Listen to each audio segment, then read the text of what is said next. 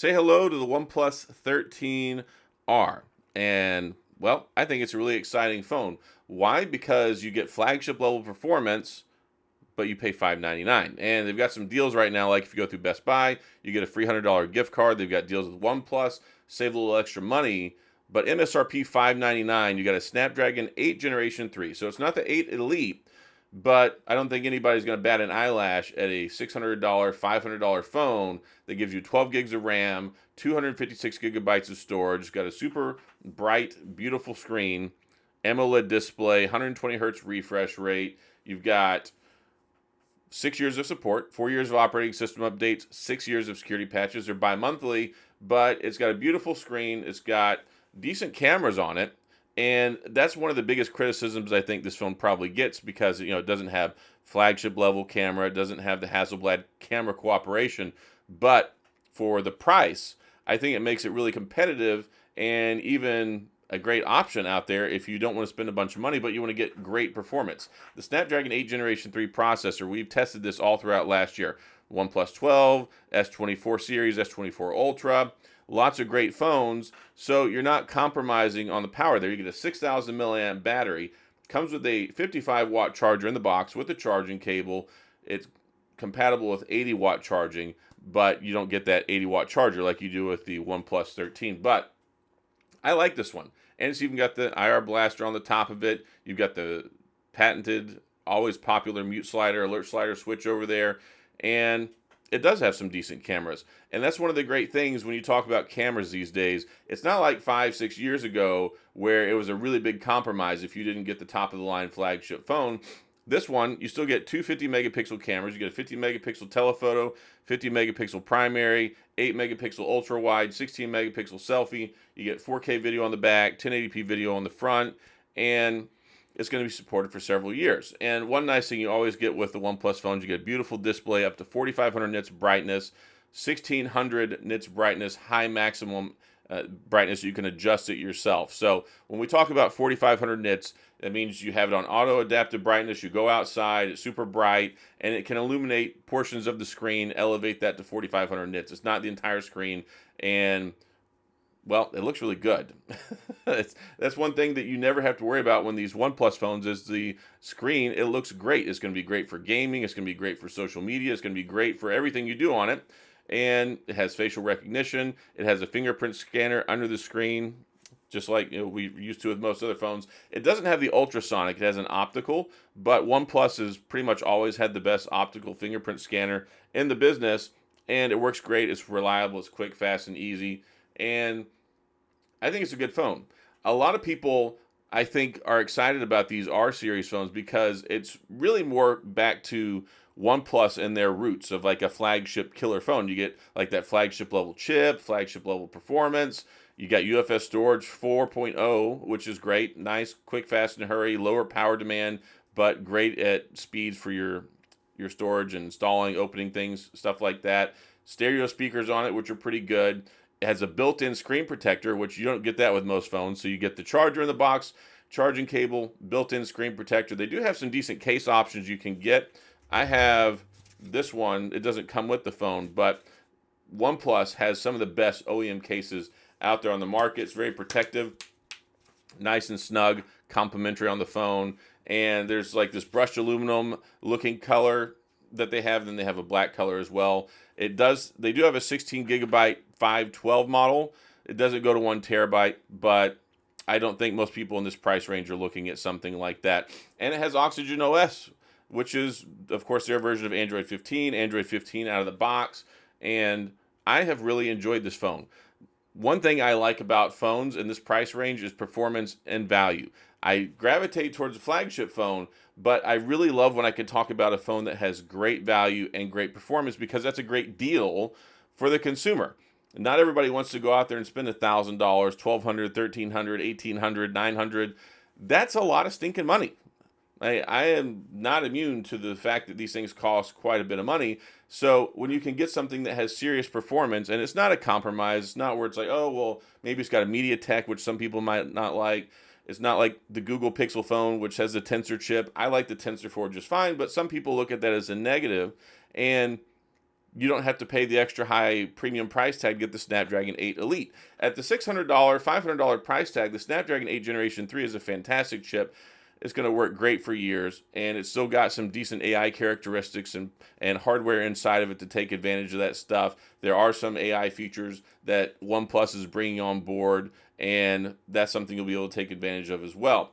Now, the areas it does have compromises, IP65, which is good splash resistance, right? You get some rain on it, some water splashed on it. It's going to be perfectly fine. It doesn't have the IP68, 69 that the OnePlus 13 has. And what that means is IP68, you can throw it in the water up to 1.5 meters for up to half an hour. It's not waterproof, it's water resistant. And then you have the IP69, which we got to experience as well with the OnePlus 13, which is cool because IP69 is protection against pressurized and temperature. It's hot water, basically, which I think it's up to about 170 something degrees. You could put it in a dishwasher or a washing machine, and it should survive it. Now, the concern with the washing machine is, of course, the tumbler. If it bangs into that, you're not going to be immune from that kind of damage. But the temperature and the pressure, you could put it in there and it'll come out on the other side. Unfortunately, the OnePlus 13R doesn't have that. IP65, I think, is fine as a Gorilla Glass 7i, which is still pretty good. Got good Gorilla Glass rating on that. It's not the same as like the ceramic guard. It's not the same as I can't remember the latest name of them. There's so many of these Gorilla Glasses now. Gorilla Glass Victus, Victus Elite, Victus 2. 7i is perfectly fine. And then, of course, you get the slower charger in the box. It doesn't have wireless charging. So that's another compromise that you get there. But the compromises really aren't that big of a deal because I don't think they're in a lot of areas that people really care about that much. The biggest compromise is going to be in the camera. But I think it's great as a point-and-shoot camera, especially if you have good lighting. It takes decent selfies. It doesn't have as good of a selfie camera. It doesn't have the Hasselblad cooperation, the Hasselblad camera design, all that stuff. It doesn't have that stuff, but it still takes great photos. Now, there's no macro, which is a change from last year with the 12R, but you do get the 50-megapixel primary, 50-megapixel telephoto, which is kind of geared towards portrait shots, which is nice. And then you get the ultra-wide, which, I mean, ultra-wide's cool. I don't really care that much about them. I don't take a lot of ultra-wide photos, but it's there. You still get a nice tri-camera setup, and then you get the LED flash. And like I said, there are compromises with this phone, but there's compromises with most phones, and especially when you get down to the price category. I think it's a better option than the FE phone with the Samsung. I think that it's probably a better option for most people than picking up, like, let's say, a Pixel 8 series phone. When you look at the Pixel 9 series phone, it's very competitive. You're going to get better performance, better gaming, and things like that, good heat management, faster charging with this versus the Pixel 9 series phone. But the Pixel 9 series phone is going to win in the camera department. So if you care about Google stuff, if you want 7 years of support, if you want the better camera setup, then yeah, you want to go Pixel 9. But this is going to be more competitive with the Pixel 9a, which we're expecting to launch probably around maybe March timeframe, which will have the Tensor 4. But likely it's going to be around $500. You can effectively get this for $500. I mean, get it for $599, get $100 off through OnePlus, get a $100 gift card through Best Buy. So effectively, you can get it for about $499. And there's a lot of stuff that's going to be much more impressive on the OnePlus 13R than it is with the Pixel 9a series phone. And one other thing you'll have to look at too is you look at the $799 Pixel 9. They've really jumped up the price on that. This is a $200 cheaper MSRP, even though we've seen cheaper sales with the Pixel 9, and it will get cheaper as time goes on. And before the Pixel 9a comes out, they'll probably jump the price back up, so the 9a looks like a better deal. But I always tell people, look, don't buy the A series until months later when you can get it for like $399. This, by the time the holidays run around, maybe summer, you might be able to get it for $399 or $459, $499, something like that. And it's something that's going to last you for years. It's got great performance. It's got good haptics. It's got a beautiful screen. You can do high-level gaming on here because, of course, we've seen that with the Snapdragon 8 Generation 3 processor and this big, beautiful 6.8-inch display, 120 hertz refresh rate, AMOLED, up to 4,500 nits brightness, fast charging. Yeah, it doesn't have wireless charging, but honestly, I don't even really use wireless charging, even to this day. And I don't think it's that big of a deal because you have a 6,000 milliamp battery.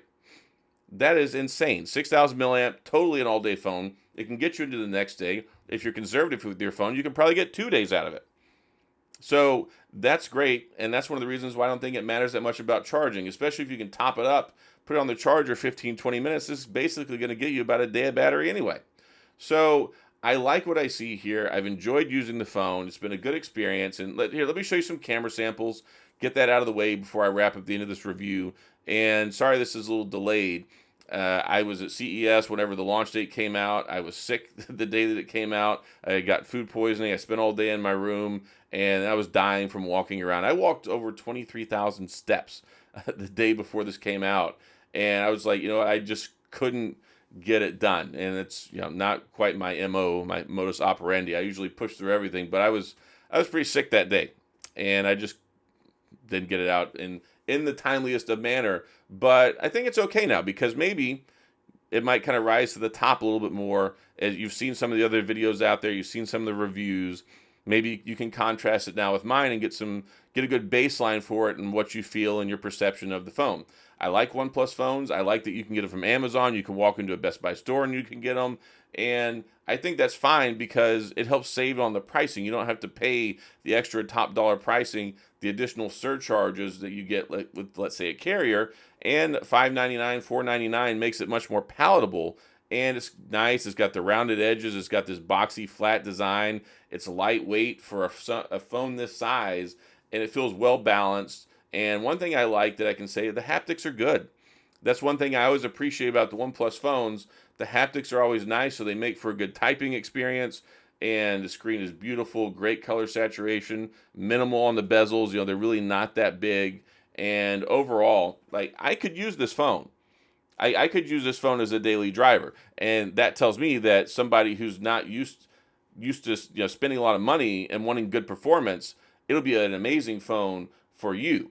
It's one of those things where the last couple of years you always got to pay top dollar pricing, $1,000, $1,200. The phones keep getting more expensive. Google raised their prices, Samsung raised their prices. Most everybody keeps raising their prices, and OnePlus, well, they kept this one pretty much the same.